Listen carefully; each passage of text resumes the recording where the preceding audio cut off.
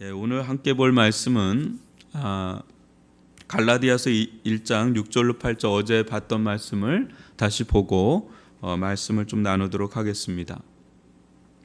그리스도의 은혜로 너희를 부르신 이를 이같이 속히 떠나 다른 복음을 따르는 것을 내가 이상하게 여기노라.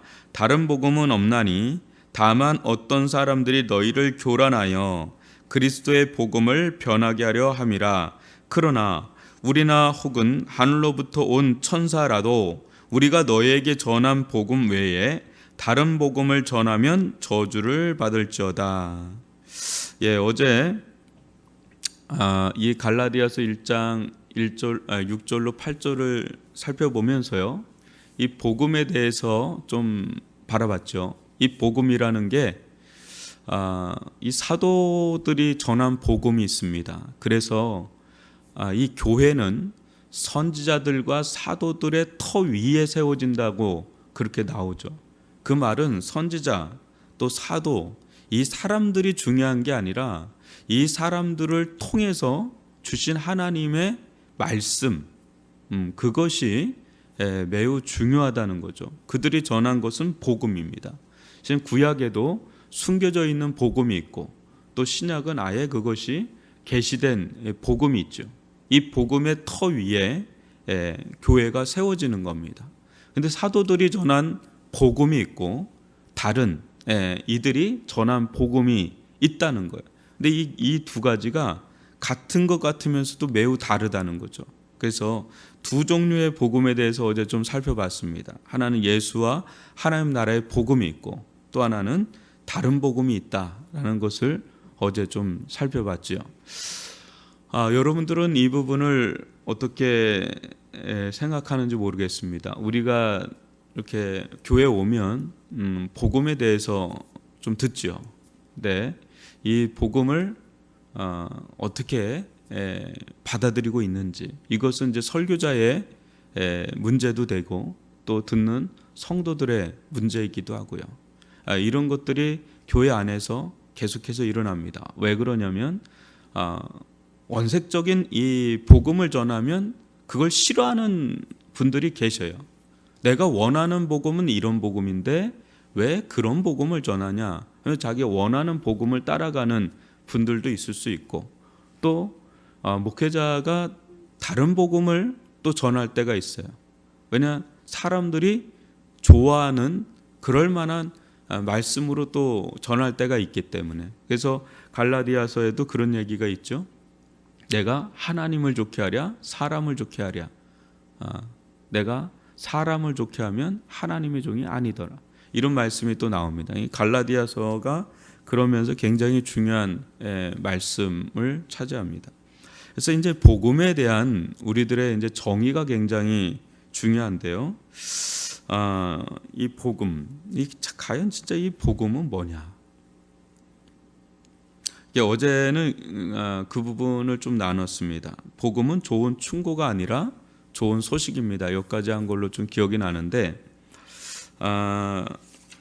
또 이렇게 팀 켈러가 또 이렇게 이야기하는 게 또 있습니다.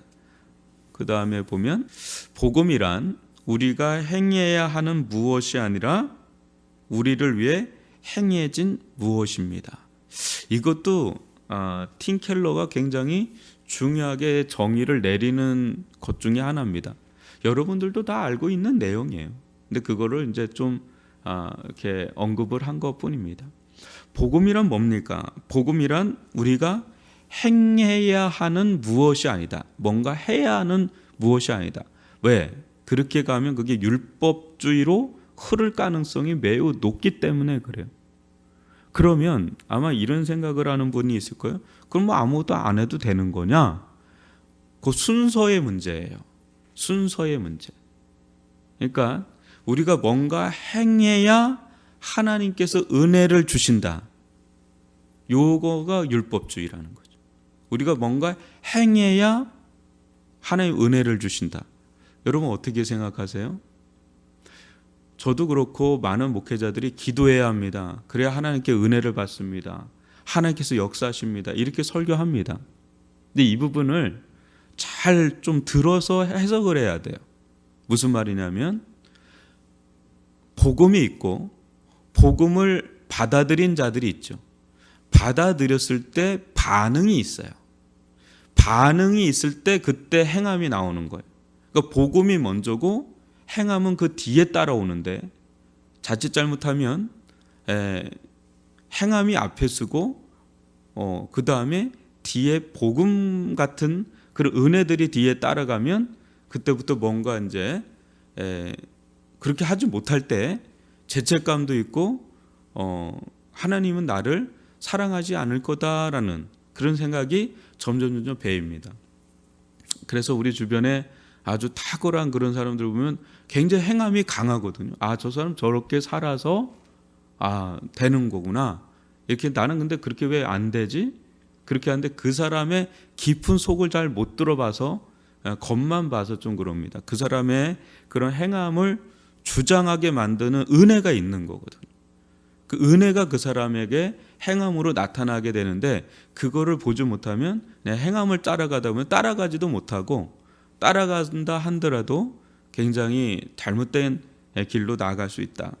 복음이란 우리가 행해야 하는 무엇이 아니라 계속해서 우리를 위해 행해진 무엇이다라는 것. 이 부분이 굉장히 중요합니다. 우리를 위해 행해진 그 무엇이다. 이게 복음이라는 거죠. 소식이잖아요. 좋은 소식이잖아요. 소식이라는 거는 내가 뭔가 산출하는 게 아니라 어떤 팩트예요. 어떤 사건에 대한 소식입니다. 근데 그 사건이 어떤 사건이냐면 내가 뭘 한 사건이 아니라 예수님이 우리를 위해 무언가 한 사건을 말하는 거죠. 그래서 이런 얘기를 합니다. 이걸 좀 풀어준 이야기를 제가 읽어드릴게요. 우리를 위해 행해진 무엇이란 그리스도께서 우리를 위해 행하신 일을 말합니다. 복음은 내가 하는 것이 아니라 그리스도가 하신 것을 믿는 것입니다. 그러나 많은 사람들이 이 단순한 복음을 오해하고 있습니다. 그래서 열심히 말씀을 읽고 기도를 하면 하나님의 사랑을 더 쟁취할 수 있다고 생각합니다. 여러분 이 부분을 곰곰이 한번 생각해 보세요. 이거 어떻게 보시나요? 이 부분을 여러분들 이 부분을 이해를 충분히 하실 거예요. 그죠? 이 부분이 낯설지 않을 겁니다. 그런데 이 부분대로 가는 게 아니라 생각은 이 부분을 수용하는데 내 마음과 삶이 이 부분을 수용을 못해서 어떻게 돼요? 마지막처럼 열심히 말씀을 읽고 기도를 하면 하나님의 사랑을 더 쟁취할 수 있을 거야 라는 쪽으로 흘러가기가 십상이라는 거죠. 뭐가 빠진 채요? 그리스도께서 나를 위해 행하신 것을 믿는 믿음을 내려놓고 내가 더 열심히 봉사하고 말씀을 보고 기도를 하면 하나님의 사랑을 더 얻을 수 있을 거야 라고 하는 이쪽으로 흘러가기가 쉽다는 거죠. 그러니까 믿음과 행함 이 사이에서 갈등을 좀 한다는 거죠. 그래서 어느 쪽으로 가기 쉽냐면 믿음 쪽으로 가기보다는 행함 쪽으로 가려고 하는 경향이 좀 있다라는 거예요. 그래서 여러분 계속해서 우리가 묵상해야 되는 것은 이거예요. 그리스도께서 나를 위해 우리를 위해 행하신 것이 무엇인가? 그게 복음이잖아요. 그것이 무엇인가를 계속 묵상하면서 거기에 믿음을 잇대는 거예요. 그러니까 결국은 이 믿음의 세계에 눈이 떠져야 되는 거예요. 믿음의 비밀에 대해서 눈이 떠져야 되는 겁니다. 저는 지금도 여러분 믿음이 뭐라고 생각하세요? 이렇게 질문하면 그 선뜻 얘기를 아마 여러분들이 말하기가 어려울 거예요. 그냥 믿는 거예요, 목사님.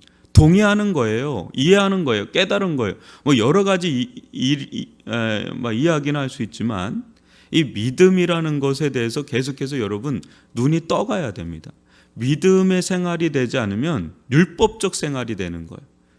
그 율법적 생활이 된다는 것은 내 공로로 뭔가 내 의로 내 힘으로 뭔가 하려고 하는 겁니다. 은혜로 하는 게 아니라. 그래서 그렇게 하지 못하는 자들에 대해서 정죄하거나 판단하기도 하고 또 나에 대해서 굉장히 절망하고 죄의식에 자기가 노출되기도 하고 뭐 이런 일들이 막 부지기수로 일어나게 되죠. 여러분, 복음을 깨달을 때 나타나는 두 가지 감정이 있어요. 이 부분에 대해서 팀 켈러가 뭐라고 얘기를 하냐면, 이제 복음은 우리가 깨달을 때 두 가지 감정이 교차하는데요. 이게 양가 감정이라 그래요. 이게 두 가지가 있어요. 하나가 뭐냐면, 나는 내가 감히 생각했던 것보다 훨씬 더 죄인이고 허물 많은 존재입니다. 이게 첫 번째 생각이에요. 근데 동시적으로 옵니다. 동시적으로. 나는 내가 감히 생각했던 것보다 훨씬 더 죄인이고 허물 많은 존재라는, 자기가 죄인이라는 이 감정, 깨달음이 와요. 근데 이것이 어느 정도냐면 누구보다 내가 훨씬 더 죄인이라는 이 감정. 그러니까 저 사람보다는 좀 낫다, 저 사람보다 좀 낫다라는 이런 상대적인 감정이 아니라 절대적 감정에 있다는 거예요. 내가 괜찮은 사람이라고 나는 좀 생각했는데 그거보다도 훨씬 더 나는 참 허물 많은 자구나, 죄인이구나, 이것을 깨닫는 게 첫 번째고요. 두 번째는 나는 감히 내가 바랬던 것보다 더 많은 사랑을 받고 용납되었다라는 이 감정이 또 생긴다는 거죠. 그러니까 한쪽에서는 내가 누구보다도 죄인이라는 감정이 생기는데, 또 한쪽에서는 내가 감당할 수 없을 정도로 너무 많은 그런 사랑을 받고 또 용납을 받았다는, 하나님의 용납을 받았다는, 예수님으로부터 무한히 용납을 받았다는 이 용서의 복음, 이 사랑의 복음의 감정이 이 두 가지가 교차를 하는 거예요.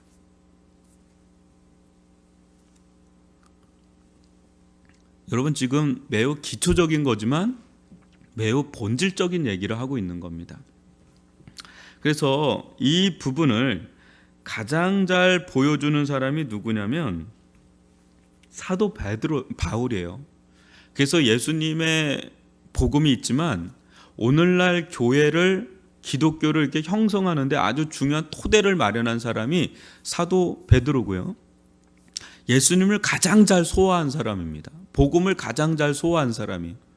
그래서 이 사람을 통해서 기독교 복음의 영성이 뭔지를 가장 잘 보여주는 모델입니다. 본이 되는 거죠. 그래서 내가 예수를 본받은 것처럼 너희도 나를 본받으라고 한 것이 그런 측면이에요. 여러분, 사도 바울의 마지막 순교 직전에 그가 뭐라고 고백을 하는지 한번 보십시오. 디모데전서 1장 14절로 15절입니다. 제가 읽어드리겠어요. 우리 주의 은혜가 그리스도 예수 안에 있는 믿음과 사랑과 함께 어떻게 됐다고요? 어떻게 됐다고요? 넘치도록 풍성하였다. 오버플로. 넘치도록 풍성했다. 뭐가요? 우리 주의 은혜가 그리스도 예수 안에 있는 믿음도 넘치도록 풍성하고 사랑도 넘치도록 풍성했지만 뭐예요? 은혜가 넘치도록 풍성했다는 거예요. 그러니까 이게 사도 바울의 개인적인 고백입니다. 순교 직전에 주의 은혜가 자기 안에 넘치도록 풍성했다는 거예요. 그런데 15절을 보면 뭐라고 그럽니까? 미쁘다 모든 사람이 받을 만한 이 말이여, 그리스도 예수께서 죄인을 구원하시려고 세상에 임하셨다 하였도다. 죄인 중에 내가 괴수니라. 죄인 중에 내가 괴수니라. 죄인 중에 세상에서, 그러니까 그냥 비교하는 무리들이 성도가 아닙니다. 처음에 사도 바울의 일생을 보면 사도들과 비교를 합니다. 사도 중에 지극히 작은 자. 그 다음에 그가 좀 더 나이가 먹고 신앙이 깊어져 가면서 누구하고 비교하냐면 세상에 있는 모든 성도들과 비교를 합니다. 모든 성도들보다 지극히 작은 자, 이렇게 표현을 합니다. 그런데 그의 말년 순교 직전에는 세상에 있는 모든 죄인들보다 자기가 더 괴수다. 여러분 어떻게 가고 있습니까? 이 설교는 제가 우리 위례중앙교회 오기 전에 제가 여기서 설교하러 온 적이 있었는데 그때도 이 설교를 좀 한 적이 있었어요. 저는 그게 너무 충격이었습니다. 우리가 복음 쪽으로 간다라는 것은요, 내가 아까 말한 두 가지 감정 있죠. 근데 첫 번째 감정, 내가 점점점 누구하고 비교해도 누구보다 죄인이다라는 그 감정으로 들어간, 감정과 아울러서 깨달음이죠. 하나님 앞에 섰을 때 사도 바울처럼 얼마나 흠이 없이 산 사람이 어디 있어요. 이 세상에서 가장 거룩하게 산 자가 있다면 사도 바울일 겁니다. 그런데 그가 누구하고 비교를 해도, 심지어 사도들과 비교해도, 초반기에 또 중반기에 가면 모든 성도들과 비교해도, 좀 더 나아가서 세상 사람들과 비교해서 자기가 죄인 중에 개수다. 여러분, 이런 감정이 들어오면 누구를 정죄하거나 판단할 수가 없어요. 왜냐? 그럴 만한 자격도 안 될 뿐더러 그러기에는 자기가 너무 큰, 저 사람보다 훨씬 더 죄인이다라는 의식이 강하기 때문에 누군가를 못할 수 없어요. 누군가를 뭐 할 수가 없어요. 이게 제대로 무르익는 거예요. 벼가 이렇게 익으면 무르익는 것처럼 이렇게 무르익는 게 맞아요. 그러니까 자기를 놓치지 않았다는 겁니다. 하나님 앞에서 자기를 놓치지 않았다는. 근데 여기에만 머물면 이거는 이제 죄책감과 죄의식에 휩싸인 그런 용서를 모르는, 구원받지 못한 성도, 구원받지 못한 사람처럼 여겨질 만한 그런 모습이잖아요. 근데 여기서 머무는 게 아니라 그가 이런 고백을 할 수 있었던 그보다 또 근본적인 거는 주의 은혜가 넘치도록 풍성한 거예요.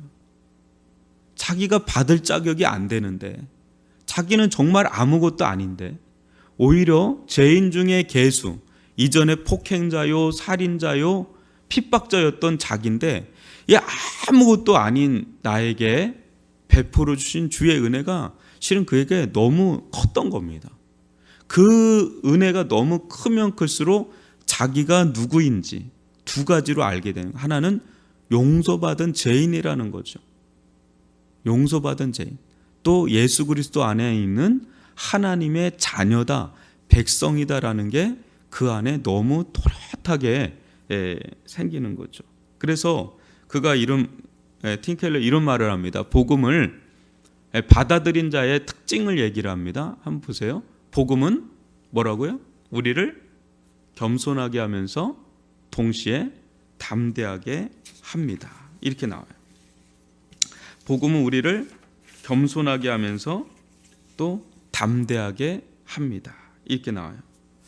여러분, 이것을 또 사도 바울에게서 한번 살펴볼까요? 복음은 우리를 겸손하게 하면서 동시에 담대하게 합니다. 이걸 다시 한번 보면 에베소서 3장 8절입니다. 제가 읽어드릴게요. 모든 성도 중에 지극히 작은 자보다 더 작은 나에게 이 은혜를 주신 것은 측량할 수 없는 그리스도의 풍성함을 이방인에게 전하게 하시고, 모든 성도 중에 지극히 작은 자보다 더 작은 나에게 이 은혜를 주신 것은, 그러니까 은혜예요. 이 은혜가 그로 하여금 모든 사람보다 겸손하게 만드는 거죠. 모든 사람보다 겸손하게 만드는. 그런데 여기서 머물지 않고 또 한 축을 살펴볼게요. 로마서 1장 16절입니다. 내가 복음을 부끄러워하지 아니하노니 이 복음은 모든 믿는 자에게 구원을 주시는 하나님의 능력이 됨이라. 먼저는 유대인에게요, 그리고 헬라인에게로다. 이렇게 얘기해요. 이게 어디를 향한 선포냐면 세상을 향해서는 아주 사자와 같이 포효하는 담대함이 있어요. 여러분, 이게 바른 영성이라는 거죠. 세상에 대해서는 복음을 부끄러워하지 않는 겁니다. 왜? 이것은 하나님, 모든 믿는 자를 구원할 수 있는 하나님의 다이아나마이트와 같은 능력이 되기 때문에, 이 확신이 있기 때문에 세상에 대해서는 담대한 겁니다. 그래서요, 이 복음이 강력한 공동체는 겸손한 공동체예요. 그래서 교회 안에서는 말수가 많거나 또 언성이 높아지지 않아요. 아주 서로 겸손하게 섬깁니다. 저 사람이 무슨 크리스찬인가 할 정도로 너무 겸손하고 너무 낮은 자세로 남들을 높이고 위하고 사랑하고 섬기고 그래요. 근데 세상에 나가면 담대하게 복음을 막 전합니다. 저 사람이 어떻게 저런 사람이 됐지 할 정도로 강력하게 세상에 나가서 복음을 나는 그리스도인이다 그러면서 담대하게 그리스도인다운 삶을 살고 담대하게 부끄러움을 갖지 않고 삽니다. 그러나 이게 거꾸로 되는 경우가 있어요. 세상에 나가서는 말 한 번 뻥끗 못합니다. 복음을 뻥끗도 못합니다. 나는 그리스도인이라는 얘기를 드러내질 못해요. 쫄아요. 세상에 대해서는 쪼는데 교회 안에서는 담대해져요. 막 사람들에 대해 큰 소리 치고 헐뜯고 막 이거는 율법적 영성이라는 거죠. 이게 참된 복음적 영성이 아니다라는 것을 우리가 알아요. 왜 이 얘기를 하냐면 왜 그러냐면 우리는 너무나 큰 은혜를 받은 자인데 너무 큰 죄인인 거예요. 누가 뭐라 그래도 할 말이 없는 죄인인 거예요. 아무 자격이 없는 자잖아요. 은혜 받을 만한 조금의 자격이 없잖아요. 근데 우리 스물스물 올라오거든요. 처음에 예수 믿을 때는 정말 아무 자격도 없는, 오히려 자격이 없는 정도가 아니라 죄인 중에 괴수라는 인식이 있잖아요. 근데 어떻게 나를 사랑할 수 있습니까? 어떻게 이런 나를 사랑할 수 있습니까? 어떻게 이런 나를 구원할 수 있는 겁니까? 그럴 만한 조금의 여지도 없는, 오히려 저는 심판받아 마땅한 자입니다. 이런 생각이 많은데 교회 와서 이제 점점 이제 집사도 되고 권사도 되고 안수 집사 되고 또 봉사도 하고 사람들도 인정하고 목사도 되고 막 이렇게 되면서 점점 어때요? 난 좀 그래도 은혜 받을 만한 자격이 된 사람인데 내가 얼마나 하나님을 섬겼는데 내가 하나님을 위해서 한 일이 얼마나 많은데 나를 몰라줘? 나를 우습게 여긴다고? 이거 말도 안 되는 말을 하고 있네. 내가 누군데? 내가 감히 누군데? 이런 생각이 우리들 가운데 무익한 종입니다. 저는 무익한 종입니다. 이런 말을 하는 게 아니라 저는 뭔가 괜찮은 사람입니다. 저는 주님을 위해서 한 일이 많습니다. 저는 그럴 만한 자격이 있습니다. 이런 쪽으로 흘러가는 경우가 많아요. 저도 그렇고. 사도 바울의 길하고 다른 길을 가고 있는 거죠. 그러니까 세상에 대해서는 쫄아. 세상에 대해서는 입도 뻥끗 못하고 교회 안에서는 큰 소리를 내고 이게 안 그래요. 그러면 안 되고 교회 안에서는 용각산. 이 소리도 아닙니다. 저 소리도 아닙니다. 용각산 소리가 없습니다. 그러다 너무 뻥 이런 거 말고 그냥 겸손한 거죠. 겸손하게 남을 위하고 나보다 낫다. 저 사람 나보다 1000배 만배가 낫다. 우리 전옥 전사는 자주 하는 게 1000배 만배 복이 있을 거라고 얘기하는데 그 말은 저는 이런 거예요. 당신이 나보다 1000배 만배 낫다. 당신이 나보다 1000배 만배 낫다. 거기가 천국이에요. 거기는 천국이 되는 거예요. 근데 그런 고백을 하는 사람은 어떤 사람만 그 고백을 할 수 있냐면 은혜가 없으면 그 고백 안 되잖아요. 우리 힘으로 그거 되나요? 안 돼요. 근데 은혜로 푹 절은 사람은 소금에 그냥 배추가 푹 절은 것처럼 푹 졌는데 그 사람이 힘이 없어서 이렇게 겸손한 게 아니에요. 속에 복음의 능력이 있어요. 담대한 복음의 능력이 있어요. 이거 전하지 않으면 견딜 수 없는 마음이 있단 말이에요. 이 양가 감정이 복음적 영성이다. 그래서 이 고린도전서 15장 10절을 한번 보시고 마무리를 짓도록 하겠는데요.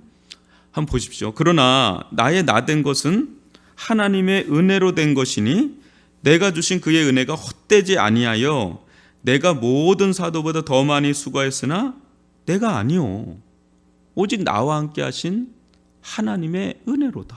그래요. 나의 나된 것은 하나님의 은혜로 된 것이다. 하나님의 은혜가 아니면요 지금 우리는 이 정도도 안 되는 거예요. 우리는 지금도 목사님 저 보잘것 없는데요 그렇게 생각할지 모르지만 여러분 우리는 그리스도 예수 안에 있는 존귀한 자인데 이만큼이라도 살 수 있는 것은 오직 하나님의 은혜입니다. 근데 사도 베드로는 그 은혜가 너무 크니까 자기가 할 수 있는 거 이거 은혜를 헛되지 않게 하려고 애쓴 것뿐이에요. 그냥 자기에게 이 은혜가 없었다면 사도 바울이란 존재가 있을 수가 없잖아요. 그러니까 잘났다고 자랑할 게 아무것도 없는 거예요. 그를 그되게 만든 건 결국 은혜였기 때문에. 다만 그가 한 거는 그 은혜가 헛되지 않게 하려고 그냥 다른 사람보다 더 수고를 한 거예요. 그냥 자기 딴에는 다른 사람보다 더 수고한 것뿐이에요.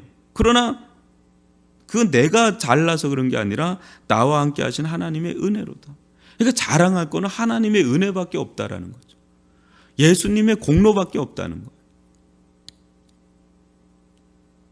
네. 이거를 자랑하는 거예요. 이게 이제 복음이라는 거죠. 그래서 복음은 아까 팀 켈러가 그래서 이 얘기를 하는 겁니다. 복음은 우리를 겸손하게 함과 동시에 우리를 담대하게 합니다. 막 죄책감에 죄의식에 막 시달려 가지고 막 하나님이 나를 심판하시는 거 아니야? 나를 저주하시는 거 아니야? 나를 형벌을 가하시는 거 아니야? 하나님에 대해서 너무 거리가 먼 하나님이 아니라 너무 날 사랑하시는 거예요. 나의 모든 죄를 용서하신, 나의 모든 허물과 죄를 다 용서하시고 감싸 안으시고 나를 위해 자신의 전부를 내어주신 그 사건, 그 십자가의 사건, 그것이 자기에게 너무 강력하게 압도하는 거예요. 넘치도록 풍성한 거예요.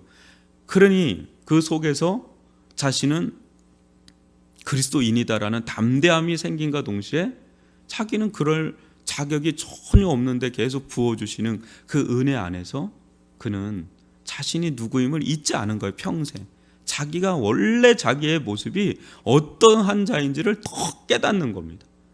그렇지만 지금은 주님의 은혜 안에 넘치도록 풍성히 누리고 있는 자임을 또한 알기 때문에 겸손하면서도 담대한, 사자와 같으면서도 양과 같은 이 예수님의 모습을 닮아가는, 이게 복음적 영성의 뿌리다라는 거죠.